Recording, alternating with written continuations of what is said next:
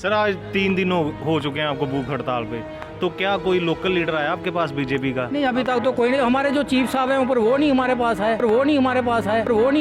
है। ललकार रैली में प्रधानमंत्री से कहलवाया गया, यहाँ पे MM स्टेडियम में 60,000 डेली वेजरों को पक्का किया जाएगा। मुझे बताइए प्रधानमंत्री जी, वो आपका वायदा कहाँ गया? मुझे ये बताइए कि ये जो 60,000 जो हमारे डेली वेजर जो भाई हैं जम्मू कश्मीर में, उनको अगर आप टाइम पे वेतन नहीं दोगे, उनसे आप काम लोगे, तो उधर से उनका वेतन भी देख लो 225 रुपये पर डे। आप मुझे बताइए एक परिवार को अगर चलाना हो तो महीने का कितना खर्च चाहिए?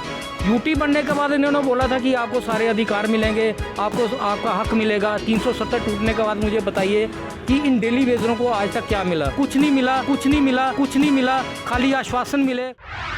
नमस्कार, आप देख रहे हैं स्पिरिट न्यूज़ और मैं हूं धनी गिल्ला आपके साथ। दोस्तों, हम अभी PHE डिपार्टमेंट में हैं और यहाँ पर डेली वेजर्स हैं जिनकी मांग है कि इन्हें रेगुलराइज किया जाए, क्योंकि ये प्रदर्शन इसलिए कर रहे हैं क्योंकि जब प्राइम मिनिस्टर नरेंद्र मोदी यहाँ पर आए थे तो उन्होंने आश्वासन दिया था कि 60,000 जितने भी डेली वेजर्स हैं उनको रेगुलर किया जाएगा।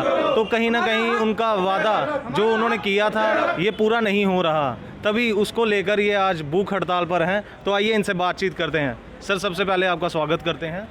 मेरा नाम Navdeep Singh, PHE employed United front का मेंबर हूँ मैं। सर, आज की जो आप प्रोटेस्ट कर रहे हैं भूख हड़ताल, ये आखिर किस लिए कर रहे हैं और क्या पूरा मुद्दा है? सर देखिए, भूख हड़ताल का आज हमारा जो तीसरा दिन है, ये चेन हंगर स्ट्राइक हमारी जो चल रही है, इसका करने का एक ही मुख्य उद्देश्य है कि हम लोग जो हैं, हमारा जो पुराना वेतन, बकाया वेतन 60 महीने का, 5 महीने का जो बकाया वेतन है, वो गवर्नमेंट ने अभी तक रिलीज़ नहीं किया है। हमारे जो परिवार है वो फाका कशी का शिकार हो रहे हैं।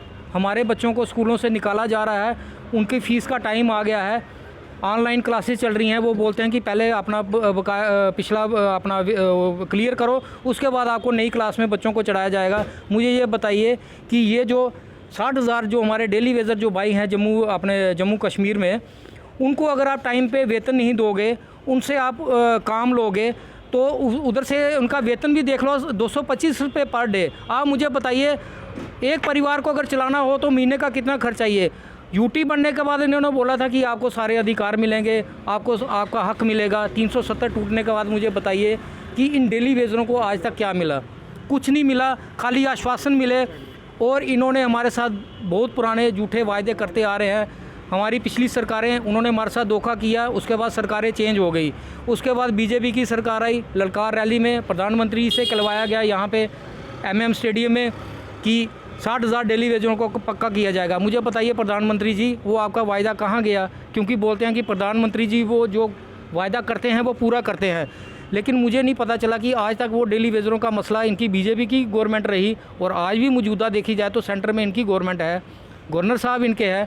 गवर्नर साहब के साथ भी हमारी मीटिंग हुई, हमने उनका भी दरवाज़ा खटखटाया। उन्होंने हमें आश्वासन दिया कि आपका वंस फॉर ऑल कुछ ना कुछ किया जाएगा। DDC की इलेक्शन ख़त्म होने दो, आपका कुछ। आज 3 महीने हो गए DDC की इलेक्शन को ख़त्म हुए, तो अभी तक वो मुझे समझ में नहीं आ रहा कि वो कौन सा इतना बड़ा मसला है। एक डेली वेजरों का एक जेन्युइन मसला है कि जिसको 7 साल के बाद पक्का किया जाना था, आज वो 20-20 साल वो लोग सड़कों पे मतलब खज्जल हो रहे हैं, उनके परिवार सफ़र कर रहे हैं। तो मुझे नहीं पता ये सरकार क्या चाहती है, लेकिन आने वाले टाइम में शायद अगर ये हमारे साथ ऐसा करेंगे तो इनके लिए मुश्किल हो जाएगा। इस हमारी स्टेट को ये बहुत बड़ा एक जल विभाग, बहुत बड़ा डिपार्टमेंट है। हम लोग जो 80% हमारे जो लोग हैं वो डेली वेजरी पानी चला रहे हैं। आपको शायद पता भी होगा, और आप ग्राउंड पे भी अगर आप इसका सर्वे करेंगे तो आपको पता चल जाएगा। लेकिन अभी तक इन सरकारों ने, अभी हमें लास्ट में हमें इन्होंने एक और लॉलीपॉप दे दिया कि बजट पेश होने वाला है। तो बजट में सुनने में आया कि जल विभाग को काफ़ी पैसा मिला है, लेकिन मुझे नहीं पता चला कि उसमें डेली वेजरों का कोई प्रावधान रखा है कि नहीं रखा है। अगर स्कीमों के लिए अगर पैसा मिला है तो ये स्कीमें चलाएगा कौन? डेली वेजर ये तो है ना, काम कर रहे हैं, ये स्कीमें कौन चलाएगा? और ये स्कीमें सब फेल हो जाएंगी जब तक इन डेली वेजरों का मसला हल नहीं होगा। इनका जो अगर कोई SRO इनको अगर कोई बना था, किसी सरकार ने बनाया था, जिसमें 520, उसमें जिसका 10 साल है, 10 साल से ऊपर जितना भी होगा उसको उसी हिसाब से तनख्वाह दी जाएगी, लेकिन वो भी ठंडे बस्ते में डाला हुआ है। मुझे नहीं पता चलता है कि ये सरकार कैसे चल रही है और ये कैसे चला रहे हैं। तो आने वाले टाइम में इनके लिए तो, हमारे लिए तो मुश्किल है ही है, लेकिन सरकार के लिए काफ़ी मुश्किल हो जाएगा ये संभालना अगर ये हम हड़ताल के ऊपर चले गए तो। सर ऐसा कहा गया था 370 जब टूटी तो ऐसा उम्मीद थी जम्मू के लोगों के बीच में कि कहीं ना कहीं अब न्याय होगा उनके साथ, अब उनके अच्छे दिन आएंगे। तो सर आपको क्या लगता है कि आपके साथ भी न्याय होगा आने वाले दिनों में, क्योंकि 370 तो अब रही नहीं। देखिए बीजेपी ने अगर 370 यहाँ पे तोड़ी, क्योंकि हम सियासत में नहीं पढ़ना चाहते हैं कि इसके पीछे क्या बैकग्राउंड है क्या है, क्योंकि हम लोग कैजुअल लेबर हैं, हमें चाहिए अपना काम का दाम चाहिए हमें। तो अगर इन्होंने 370 तोड़ी है, ठीक है, आप बोलते हो कि हम इसको स्मार्ट सिटी बनाएंगे, पहले तो उन गरीब लोगों का सोचिए, 60,000 डेली वेजरों का जिनको आप लॉलीपॉप देते आ रहे हो, उनके बारे में आपने क्या सोचा है, उनके परिवार के बारे में आपने क्या सोचा है, उनके बच्चों के बारे में आपने क्या सोचा है। बेटी पढ़ाओ बेटी बचाओ, कहाँ से बचाएंगे ये डेली वेजर अपनी बेटी हैं? मुझे बताओ, ये बच्चों को कैसे पढ़ाएंगे, कैसे भारत का भविष्य बनेगा, आने वाली जनरेशन कैसी होगी इनकी, कहाँ से इनको एजुकेशन देंगे? एक 67 से आप मुझे बताइए किसका परिवार चलता है? आज की डेट में डॉक्टर के पास जाना हो तो 1000 रुपये उसकी फ़ीस है, 2000 की दवाई आती है। ये तो 60,000 परिवार तो ये खज्जल हो रहे हैं, इनका तो भविष्य बिल्कुल अंधकार में है। और मुझे नहीं पता कि 370 टूटने के बाद, यूटी बनने के बाद परमानेंट मुलाजिमों को बेनिफिट हुआ होगा, लेकिन इन डेली वेजरों को और दबाया गया है, इन डेली वेजरों को और इनका जो बुरी हालत हो गई है कि आज भूख हड़ताल पे ये बैठे हैं। उसका मेन कारण है कि सरकार को पता चले कि इनके पीछे जो इनके 60,000 जो परिवार हैं, जो उनके बच्चे हैं, उनकी जो बूढ़े माँ बाप हैं, हमने क्या दिया 20-25 साल में अपने माँ बाप को?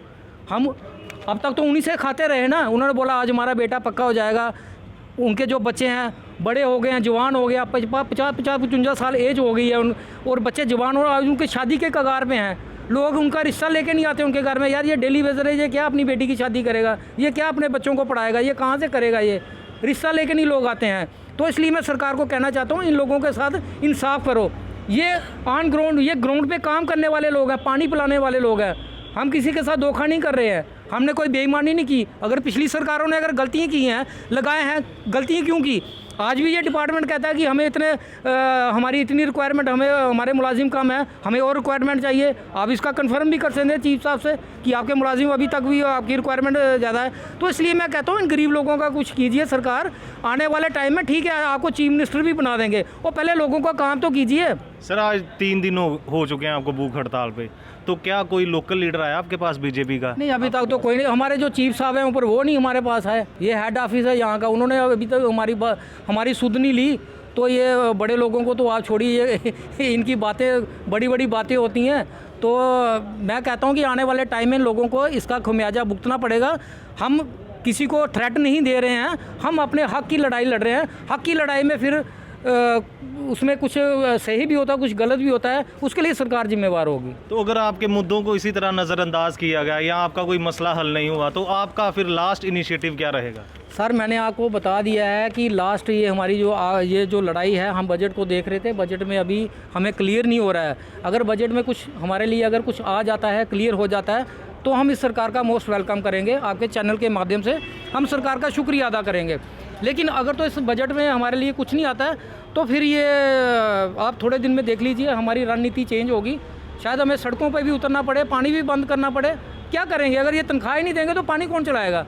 अपने सोर्सेज से चलाइए पानी, हम नहीं रोकेंगे। हम काम छोड़ो हड़ताल पे आ जाएंगे, हमारा फिर वही लास्ट, हमारे पास वही हथियार है, क्या करेंगे हम?